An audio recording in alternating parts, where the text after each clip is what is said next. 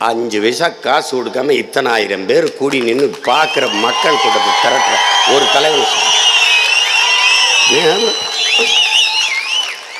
ஏன் கூடியிருங்க? என் மகன் சத்தியம் பேசுவான், சத்தமாக பேசுவான், உண்மையை பேசுவான், கொஞ்சம் ஓங்கி பேசுவான். அதனால என் மக்கள், என் உடன் பிறந்தவர்கள், இங்கே இருக்கிற என் தம்பி தங்கிகளுக்கு என்ன பிரச்சனை? அண்ணன் அரசியல் பேசுறது நமக்காகன்னு நம்புறான், எனக்காகன்னு நம்புறான்.